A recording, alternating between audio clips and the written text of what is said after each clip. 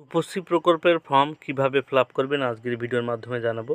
এই ফর্মটি কোথায় পাবেন, এটা কিন্তু রূপশ্রী প্রকল্পের নতুন ফর্মটা কোথায় জমা দেবেন, ফর্মের সঙ্গে কী কী ডকুমেন্টস জমা দিতে হবে এবং বরপক্ষের কী কী ডকুমেন্টস লাগবে, সমস্ত তথ্য A to Z এই ভিডিওর মাধ্যমে জানাবো। অবশ্যই যারা রূপশ্রী প্রকল্পের ফর্ম ফিল আপ করবেন ভিডিওটি অবশ্যই প্রথম থেকে শেষ পর্যন্ত দেখবেন এবং মনোযোগ সহকারে শুনবেন, তাহলে সমস্ত বিষয় কিন্তু আপনি বুঝতে পারবেন। ঠিক আছে, ফর্মটা শুধুমাত্র কারা ফিল আপ করতে পারে? যে সকল মেয়েদের বয়স 18 বছর হয়েছে এবং বিবাহের আগে যদি আপনি এই ফর্মটা ফিল আপ করেন তাহলে এককালীন কিন্তু 25,000 টাকা কিন্তু আপনি পেয়ে যাবেন। ঠিক আছে, চলুন এবার ফর্ম ফিল আপটা শুরু করি। এই ফর্ম ফিল আপের প্রথমেই দেখতে পাচ্ছেন ফর অফিস ইউজ অনলি, অর্থাৎ এইটুকু আপনাকে কিছু লিখতে হবে না।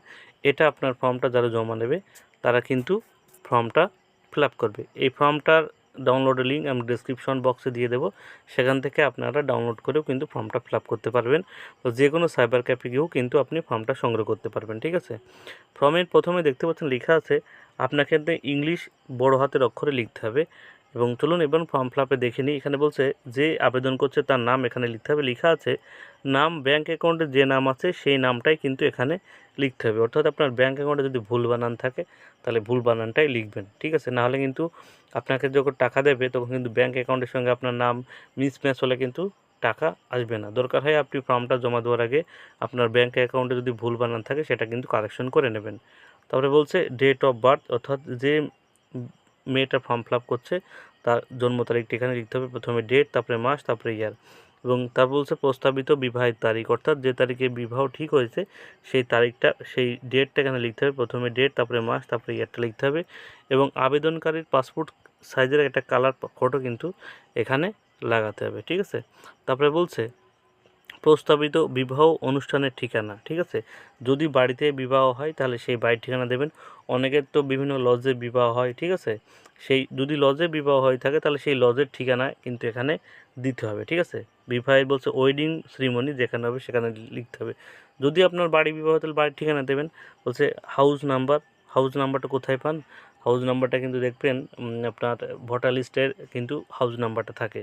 তারপরে জিপি বা ওয়ার্ড এখানে দেবেন। রোড অর্থাৎ আপনার রাস্তান, ব্লক এখানে কিন্তু বিবাহ যেখানে হবে সেই ঠিকানাটা দেবেন। ঠিক আছে, তারপরে পুলিশ স্টেশন, থানা, তারপরে বলছে ডিস্ট্রিক্ট, জেলার নাম, পোস্ট অফিসের নাম, পিনকোড এখানে কিন্তু লিখতে হবে আপনাদের। তারপরে বলছে মাদার্স নেম, অর্থাৎ আবেদনকারীর মায়ের নাম কিন্তু এইখানে লিখতে হবে।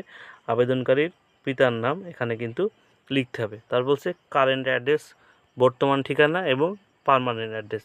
যদি আপনার কারেন্ট অ্যাড্রেস বা পার্মানেন্ট অ্যাড্রেস একই হয় তাহলে কিন্তু এখানে বাড়ির নাম্বার যা হবে এখানে তাই লিখবেন। ঠিক আছে, যদি আলাদা হয় তাহলে আলাদা আলাদা লিখে দেবেন। ঠিক আছে, রাস্তার নাম এখানে লিখে দেবেন। পুলিশ স্টেশনের নাম একই হলে একই, আলাদা হলে আলাদা। Post office. ঠিক আছে, অর্থাৎ জিপি অর্থাৎ গ্রাম পঞ্চায়েত, ব্লক বা মহকুমা বা কর্পোরেশন যার যেটা সেটা লিখবেন। ডিস্ট্রিক্ট, স্টেট তো ডাব্লিউবি হবে, ডিস্ট্রিক্ট লিখে দেবেন, স্টেট ডাব্লিউবি লিখে দেবেন। পিনকোড লিখে দেবেন। কন্ট্যাক্ট নাম্বার এবং মোবাইল নাম্বারটা কিন্তু যখন ভুল হয় না। ঠিক আছে, কারণ মোবাইল নাম্বারটা আপনার মেসেজ আসবে, মোবাইল নাম্বারটা আপনি কিন্তু এখানে বসিয়ে দেবেন। ঠিক আছে, আপনাদের 10 ডিজিটের মোবাইল নাম্বার সেটা এখানে বসিয়ে দেবেন। তারপরে আসছে ব্যাংকের বিবরণ, আপনার ব্যাংক অ্যাকাউন্টের ডিটেলস এখানে দিতে হবে। প্রথমে আপনার অ্যাকাউন্ট নাম্বারটা কিন্তু এখানে লিখতে হবে। এই অ্যাকাউন্ট নাম্বার লেখার ভালোভাবে লিখবেন যাতে ভুল না হয়। ঠিক আছে, ব্যাংকের বইতে দেখবেন আইএফসি কোড লেখা থাকে, সেই আইএফসি কোড লিখবেন। এমআইসিআর নাম্বারও কিন্তু ব্যাংকের বইতেই পেয়ে যাবেন, লিখবেন। আপনার ব্যাংকের নাম লিখবেন, ব্রাঞ্চের শাখার নাম লিখবেন, অর্থাৎ আপনার ব্যাংকটা কোন শাখায় সেটা লিখবেন। ব্যাংক অ্যাড্রেস, অর্থাৎ আপনার ব্যাংকের ঠিকানাটা আপনার ব্যাংকের বইতেই পেয়ে যাবেন, সেই ঠিকানাটা কিন্তু লিখবেন।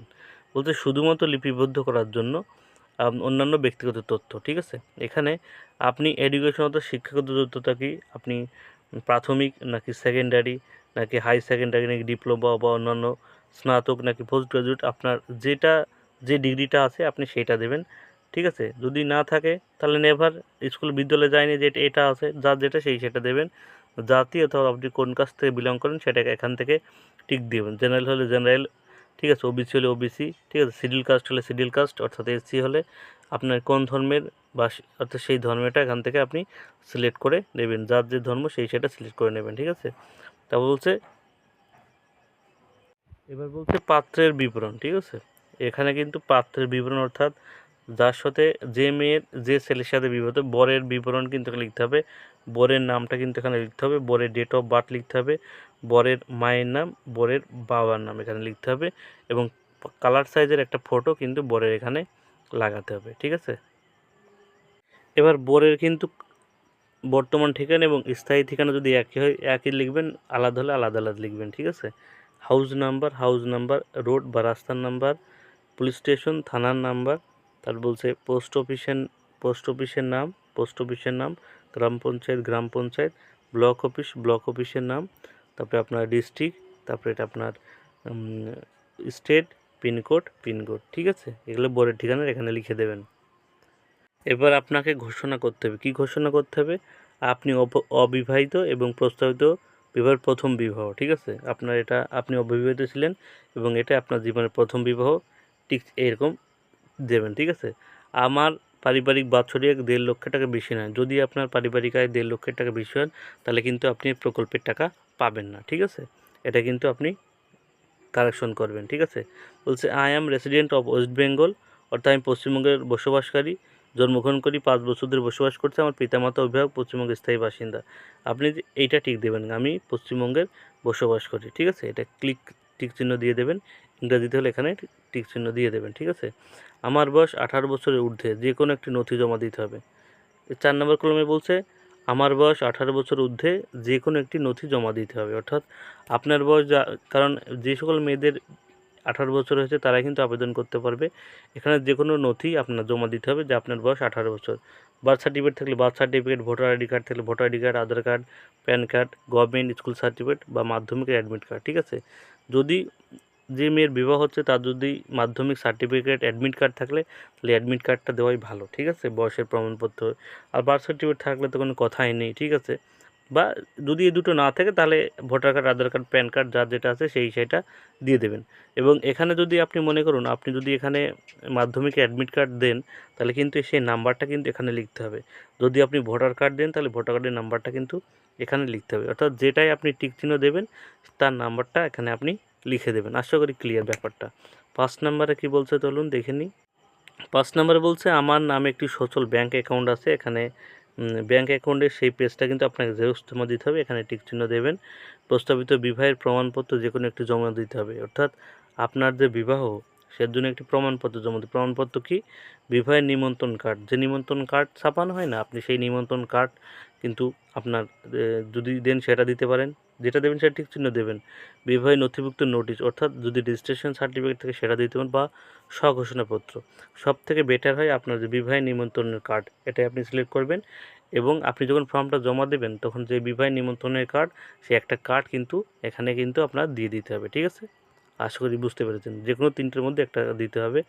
I am submit my Aadhaar card, অর্থাৎ আপনার আধার কার্ড কিন্তু অথরাইজ করার জন্য, অর্থাৎ আপনার কাছ থেকে কিন্তু অনুমতি নেওয়া হচ্ছে এবং আপনার আধার কার্ড নাম্বারটা এখানে লিখতে হবে। এখানে আপনার আধার কার্ড নাম্বার আপনি লিখে দেবেন।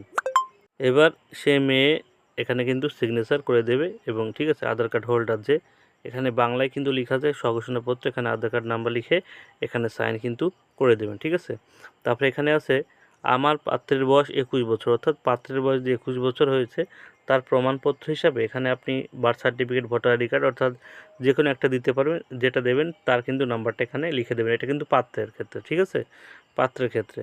এবং বলছে সাইন্স অফ দ্য অ্যাপ্লিকেন্ট, অর্থাৎ আবেদনকারী ছাত্র, এখানে কিন্তু বর সাইন করবেন, এখানে কিন্তু যে মেয়েটা অ্যাপ্লিকেশন করছে সে সাইন করবে। ঠিক আছে, এবং এখানে তারিখটা দিয়ে দেবেন। ঠিক আছে, এখানে কিন্তু ভুল করে বরের সাইনটা করিয়ে নেবেন না, এখানে কিন্তু মেয়ের অ্যাপ্লিকেশন সাইন কিন্তু এখানে লাগবে। ঠিক আছে, যে আবেদন করছে।